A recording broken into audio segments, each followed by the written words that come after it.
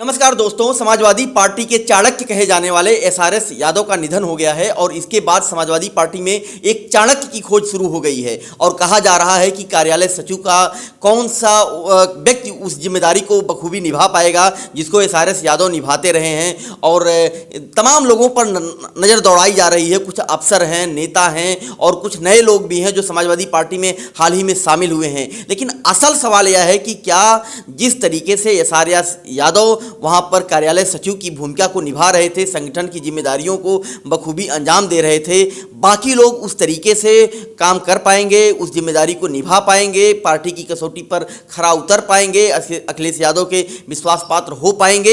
इन सब मुद्दों पर सब लोग चर्चा कर रहे हैं और सबकी निगाह इसी पर है कि अखिलेश यादव किसको कार्यालय का सचिव बनाते हैं, किसको कार्यालय की कमान सौंपते हैं। यह सवाल सबसे बड़ा इसलिए भी है क्योंकि समाजवादी पार्टी का जो संविधान है उसमें जो सचिव होता है उसको बहुत बड़ी जिम्मेदारी दी जाती है, संगठन की जिम्मेदारी दी जाती है, बहुत बड़ा दायित्व दिया जाता है और एसआरएस यादव ने उसको करके भी दिखाया है। ऐसे में सबसे बड़ा सवाल है कि एसआरएस यादव की उस कमी को पूरा कौन करेगा। कुछ 8 मुद्दे हैं, 8 लोग हैं जिनको लेकर के कहा जा रहा है कि उन पर समाजवादी पार्टी के राष्ट्रीय अध्यक्ष की नज़र है और उनमें से किसी एक को बनाया जा सकता है। ऐसे में उन 8 लोगों पर हम बातचीत भी करेंगे और हमारे साथ वरिष्ठ सहयोगी काशी प्रसाद जी हैं जिनको हम शामिल भी करेंगे और उनसे भी जानना चाहेंगे कि आखिर इन लोगों में, इन जो 8 लोगों पर चर्चा हो रही है, बातचीत हो रही है, उनमें क्या खामियां हैं और क्या अच्छाइयां हैं जिसको लेकर के लोग चर्चा भी कर रहे हैं और समाजवादी पार्टी के राष्ट्रीय अध्यक्ष को उस पर गौर भी करना चाहिए। पहला नाम है रमेश चंद्र यादव, जो एक तरीके से कहा जाए प्रशासनिक अधिकारी रहे हैं। रमेश चंद्र यादव, माफ करिएगा, रमेश चंद्र यादव हैं और यह पीसीएस सेवा के अधिकारी रहे हैं। कन्नौज में एडीएम रहे हैं और वर्तमान में रिटायर होने के बाद समाजवादी पार्टी में सेवा दे रहे हैं। वह इलाहाबाद के रहने वाले बताए जाते हैं, लखनऊ में रहते हैं। कुछ दिनों तक रमेश चंद्र यादव एसआरएस यादव के साथ काम भी कर चुके हैं। पत्रावली के बारे में रमेश चंद्र यादव को काफ़ी जानकारी भी है, लेकिन संगठन के बारे में रमेश चंद्र यादव अनजान हैं, ऐसा कहा जा रहा है। फिर भी ऐसा माना जा रहा है कि रमेश चंद्र यादव को एसआरएस यादव की कुर्सी पर बैठाया जा सकता है। यह अपने आप में सबसे बड़ी बात है कि रमेश चंद्र यादव को लेकर के चर्चा है। हम काशी जी से जानना चाहेंगे कि क्या वाकई में रमेश चंद्र यादव को लेकर के इस तरीके की चर्चा है और वह क्या सोचते हैं। सर नमस्कार। नमस्कार सर, रमेश चंद्र यादव को लेकर के आप क्या मानते हैं कि इनको कमान सौंपी जा सकती है? दरअसल में रमेश चंद्र यादव और एसआरएस यादव का प्रोफाइल इतना बड़ा है कि अभी ये लगता है कि उस प्रोफाइल में कौन आदमी फिट बैठेगा। तो एसआरएस यादव भी मतलब नौकरशाही की पृष्ठभूमि से थे और उन्होंने मुलायम सिंह को उस दिन से ज्वाइन किया है जब उनके ज्वाइंट सेक्रेटरी हुआ करते थे, जो मुलायम सिंह यादव पहली बार मुख्यमंत्री बने थे। और समाजवादी पार्टी और एसआरएस यादव एक दूसरे के पर्याय थे, ख़ास तौर से संगठन के मामले में। और एसआरएस यादव ने मुलायम सिंह यादव को संगठन के मामले में एक तरह से निश्चिंत कर रखा था और वह मुलायम सिंह के उन इशारों को समझते थे कि मुलायम सिंह यादव क्या चाहते हैं।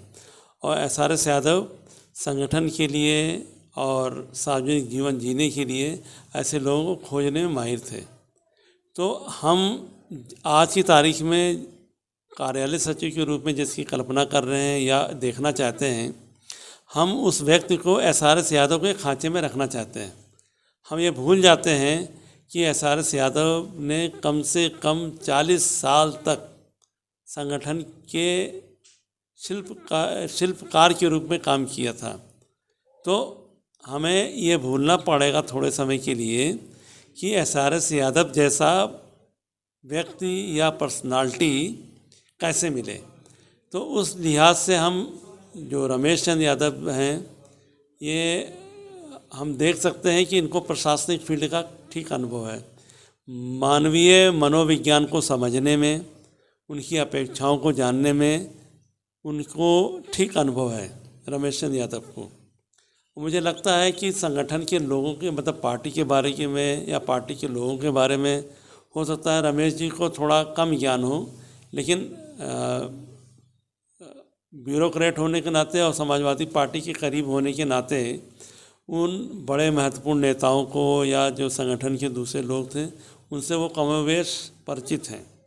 यदि रमेश यादव को इस तरह की जिम्मेदारी मिलती है और वो एसआरएस यादव के साथ भी थोड़ा समय रह चुके हैं और उनको आदर्श भी मानते हैं, तो मुझे लगता है कि रमेश जी यदि उन पर काम करेंगे तो कुछ दिन के अंदर वो समाजवादी पार्टी के संगठन में पूरी तरह से फलीभूत एडजस्ट हो जाएंगे और फिर अपने दायित्वों का निर्वाह कर सकते हैं। दूसरी चीज़, रमेश जी के साथ जो बड़ी चीज़ है वो आयु उनकी ठीक है, कम है, मैच्योर भी हैं, प्रशासनिक सेवा से रिटायर हुए अभी 2-2.5 साल उनको हुए हैं, तो ऊर्जा भी है उनमें, संगठन में काम करने की ललक भी है उनमें और समाजवादी पार्टी के नेतृत्व का उनमें भरोसा भी है।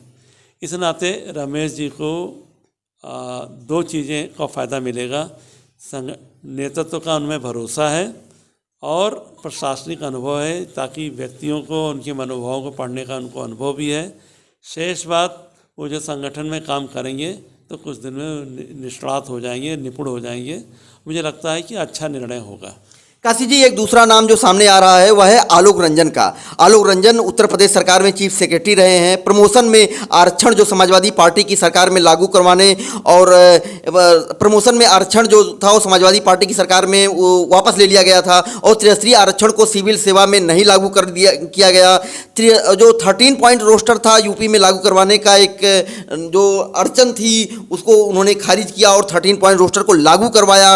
ये सब आरोप चीफ सेक्रेटरी रहे आलोक रंजन पर हैं और कहा जा रहा है कि वह जो है समाजवादी पार्टी में एसआरएस यादव की जिम्मेदारियों को लेकर के जो एक लिस्ट बनी हुई है उसमें लाइन में है और कुर्सी पर बैठाए जा सकते हैं। लेकिन समाजवादी पार्टी का और कहा जा सकता है सामाजिक न्याय का एक बड़ा धड़ा उनसे नाराज भी है। आप क्या मानते हैं, आलोक रंजन को लेकर के किस तरीके की बातें चल रही हैं?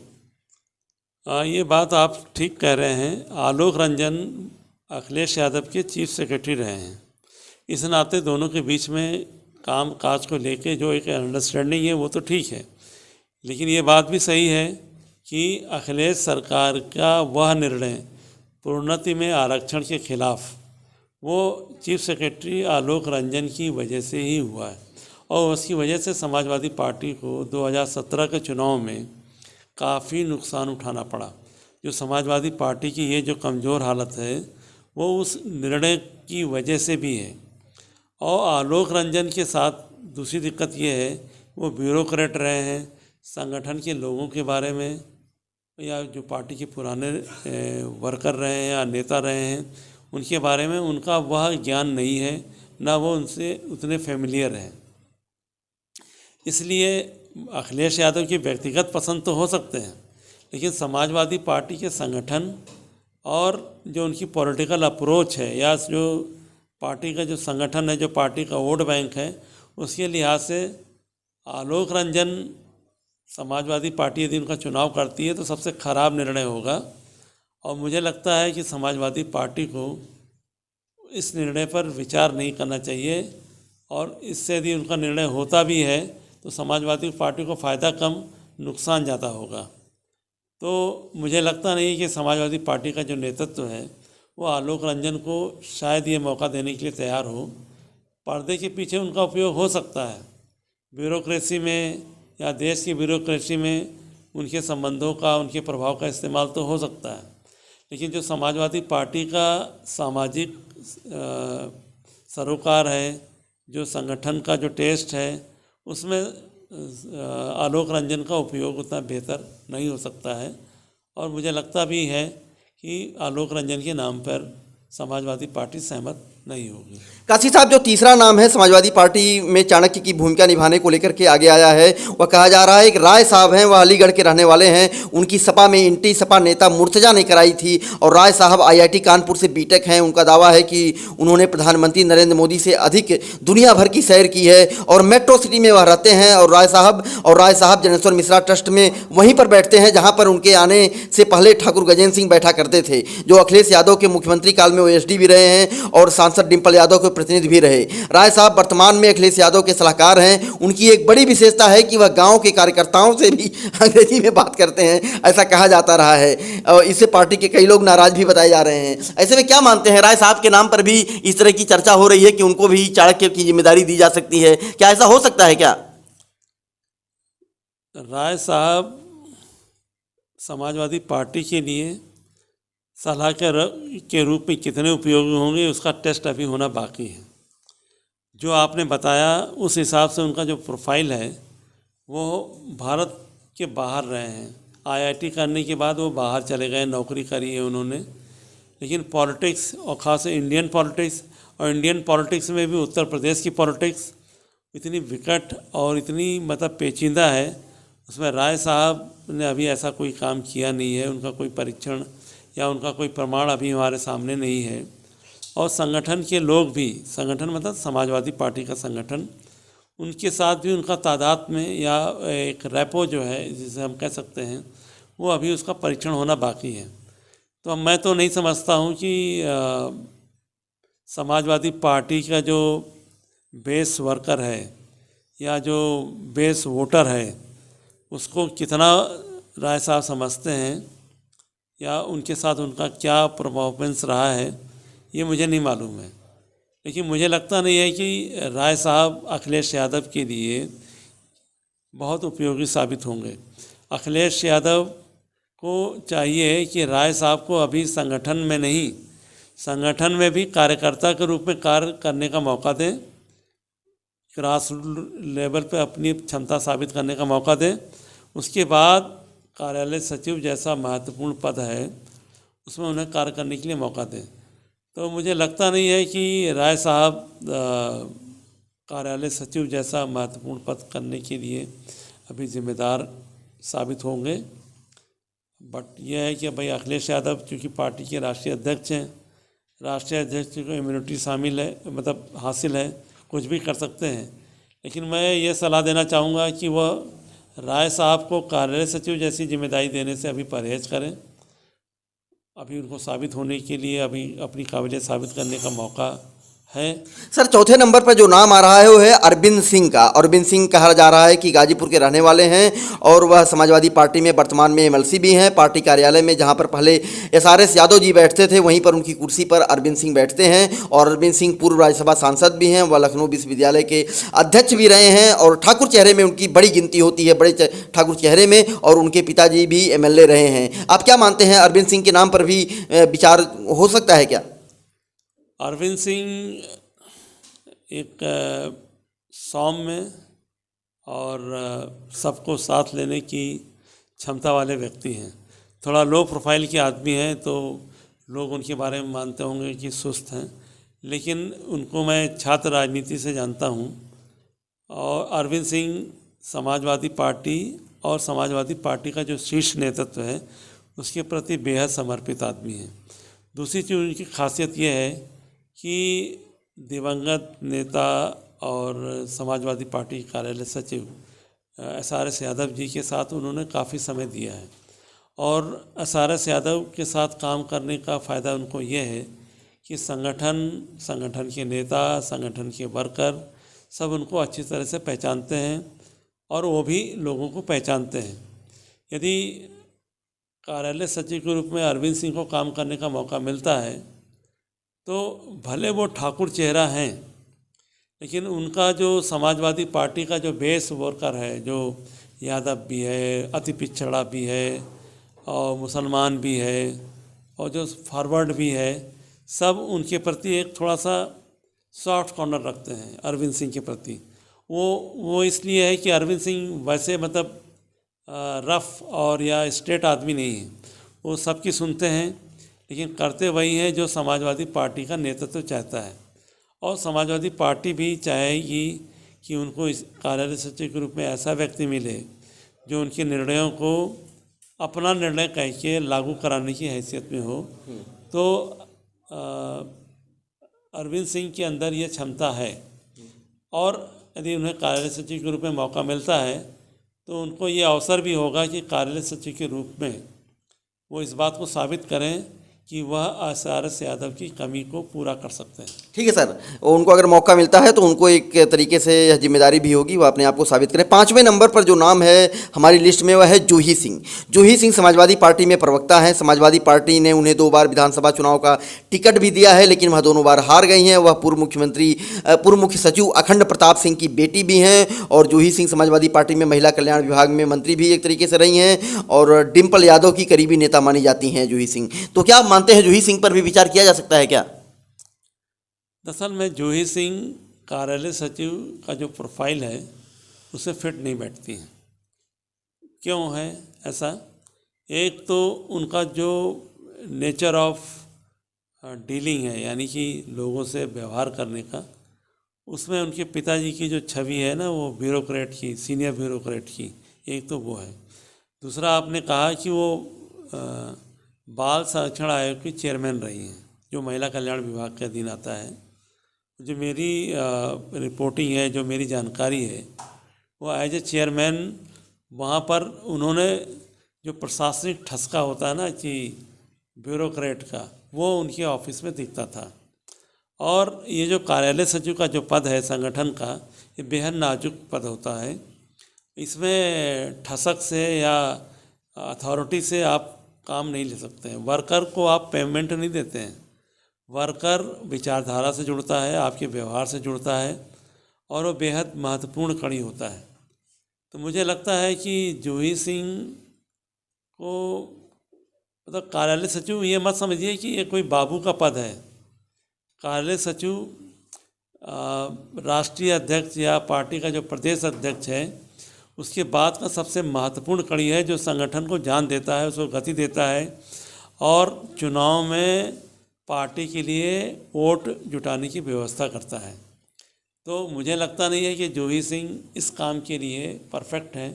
उनको किसी से लेवल में जरूर जिम्मेदारी। सर 6ठे नंबर पर जो नाम आ रहा है ठाकुर गजेंद्र सिंह का है। ठाकुर गजेंद्र सिंह पूर्व मुख्यमंत्री अखिलेश यादव के ओएसडी रहे हैं। जब मुख्यमंत्री थे अखिलेश यादव, उसमें ओएसडी रहे हैं और वह कन्नौज में डिम्पल यादव के प्रतिनिधि रहे हैं, जब डिम्पल यादव कन्नौज में सांसद रही हैं। यह भी कहा जाता है कि डिम्पल यादव के चुनाव हराने में भी कन्नौज में जाति विशेष को फायदा पहुँचाने का आरोप गजेंद्र सिंह पर लगता रहा है। वह डिम्पल यादव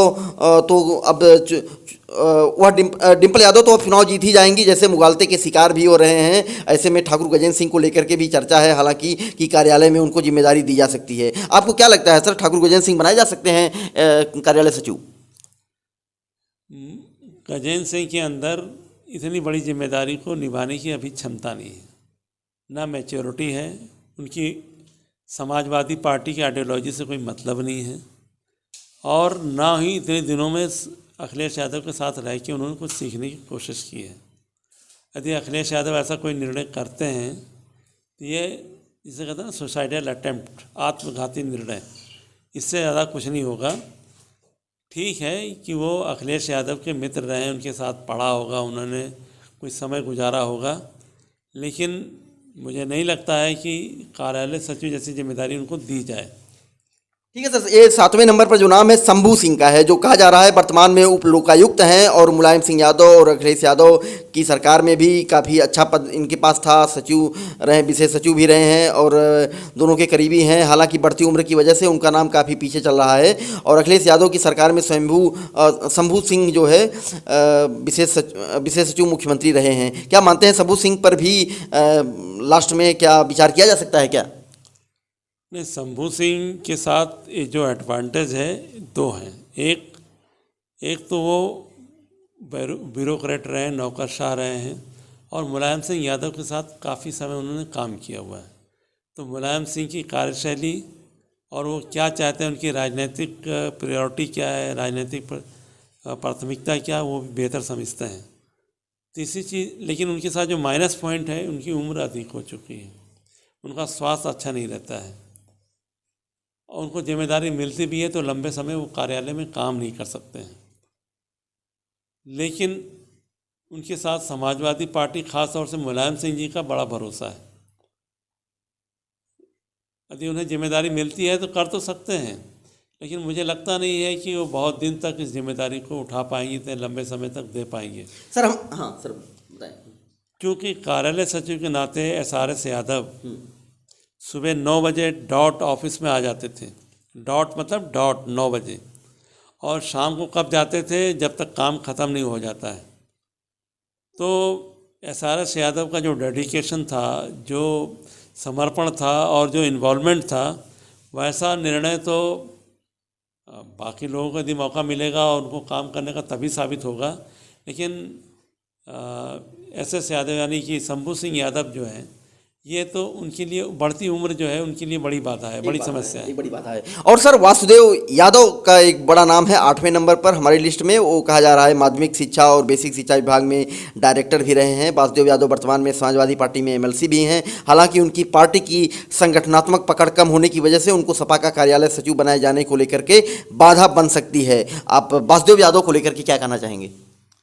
वासुदेव यादव चूँकि एजुकेशन से जुड़े रहे हैं, डायरेक्टर माध्यमिक शिक्षा भी रहे हैं, और उनके अंदर संगठन की क्षमता तो है, क्योंकि जिस तरह से नौकर मतलब सरकारी नौकरी में रहते हुए नौकरी के बाद उनको ईसाई निकाय का टिकट मिला और उन्होंने अपने दम पर इलाहाबाद से क्षेत्र से अपने एमएलसी की सीट निकाली, और उत्साह भी है और शारीरिक रूप से काफ़ी सक्षम भी है। अब यह है कि वासुदेव यादव को यदि मौका मिले तो समाजवादी पार्टी उन पर रिस्क ले सकती है, और मुझे लगता है ये समाजवादी पार्टी उनको मौका देती है तो वासुदेव यादव बेहतर काम कर सकते हैं बनिस्बत की किसी इवन की वो रमेश चंद्र यादव से भी बेहतर साबित हो सकते हैं। अब ये मुझे नहीं पता है कि समाजवादी पार्टी उन पर कितना रिस्क लेगी या उनको कितना मौका देगी, लेकिन यह है कि समाजवादी पार्टी चाहे तो वासुदेव यादव को ये जिम्मेदारी दे के कार्य सचिव के रूप में उनका उपयोग करके ये मौका दे सकती है कि उनके बेहतर काम कर सकते हैं। ये अलग बात है कि समाजवादी पार्टी का जो लीडरशिप है, जो संगठन का जो लेवल है, उस लेवल पे अभी उनका वो पेनिट्रेशन नहीं है, वो पकड़ नहीं है जो रमेश चंद्र यादव की है। तो इसलिए इन सारे विकल्पों में रमेश चंद्र यादव पहले नंबर पे और वासुदेव यादव नंबर 2 पे। ठीक सर, धन्यवाद। तो आप देखिए, ये समाजवादी पार्टी को जो लेकर के उपापोह चल रहा है, उन 8 नामों पर जो सबसे बड़ी चर्चा चल रही है उस पर हमने बातचीत की। रमेश चंद्र यादव को लेकर के कहा जा रहा है कि उनको जिम्मेदारी दी जा सकती है, समाजवादी पार्टी के सचिव पद पर बैठाया जा सकता है, चाणक्य बनाया जा सकता है। बाकी 7 नामों पर भी हमने बातचीत की और हमने बताने की भी कोशिश की कि वाकई में किस तरीके की चर्चा समाजवादी पार्टी में है और किसे बनाया जा सकता है। हालांकि अंतिम मुहर, आखिरी मुहर तो अखिलेश यादव को यानी पार्टी के राष्ट्रीय अध्यक्ष को लगानी है और राष्ट्रीय अध्यक्ष ही तय करेंगे कि कार्यालय में सचिव कौन होगा। लेकिन एक बड़ी जिम्मेदारी है, एक बड़े चाणक्य की भूमिका निभानी है, क्योंकि 2022 में उन्हें एक बड़ा चुनाव फेस करना है, जिसमें कहा जा रहा है कि समाजवादी पार्टी के वापसी की काफ़ी उम्मीदें भी टिकी हुई हैं। ऐसे में एसआरएस यादव के पद पर कौन बैठेगा, इस पर सभी लोगों की निगाहें बनी हुई हैं। आप भी हमें बताइए कि आखिर इस चाणक्य की भूमिका में आपको सुटेबल, सबसे उपयुक्त कौन दिखाई पड़ता है। हम अगले अपने वीडियो में, खबरों में उसे जरूर शामिल करेंगे। नमस्कार।